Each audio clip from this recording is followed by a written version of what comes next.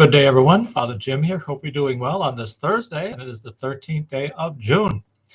Just going to read from our gospel today, and our gospel reading comes from Matthew chapter 5, verses 20 through 26, as Jesus continues his great Sermon on the Mount.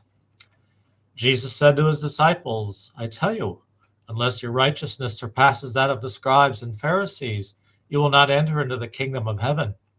You have heard that it was said to your ancestors, 'You shall not kill, and whoever kills will be liable to judgment.' But I say to you, whoever is angry with his brother will be liable to judgment, and whoever says to his brother, 'Raca,' will be answerable to the Sanhedrin, and whoever says, 'You fool,' will be liable to fiery Gehenna. Therefore, if you bring your gift to the altar, and there recall that your brother has anything against you, leave your gift there at the altar, go first and be reconciled with your brother, and then come and offer your gift. Settle with your opponent quickly while on the way to court with him. Otherwise, your opponent will hand you over to the judge, and the judge will hand you over to the guard, and you will be thrown into prison. Amen, I say to you, you will not be released until you have paid the last penny."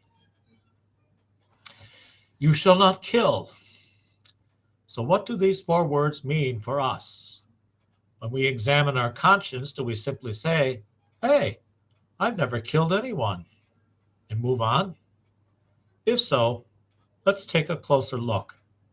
Jesus is teaching us that obeying the fifth commandment requires a whole new way of looking at relationships.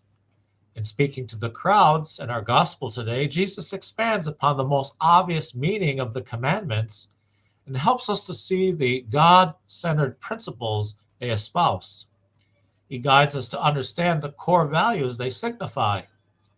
The commandment, "You shall not kill," is about fully respecting the dignity of every human person.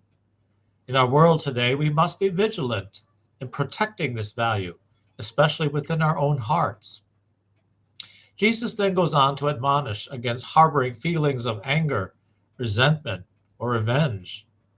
We must admit it is not difficult for these sentiments to creep into our thoughts and outlooks. It is certainly tempting to feel superior and righteous, but even if we are in the right, what good do these feelings do us?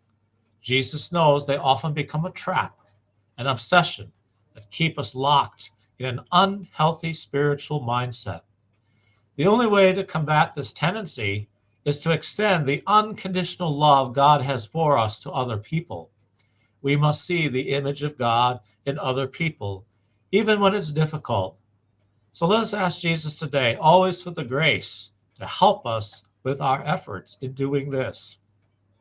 And the grace is always necessary for us to be seeing with the eyes of Jesus, looking at one another with that same love, even for those where it's very difficult. And that's why we need his help, his grace. Well, hope your Thursday's going well as we move through this week. Let's keep praying for one another. God bless you and take care.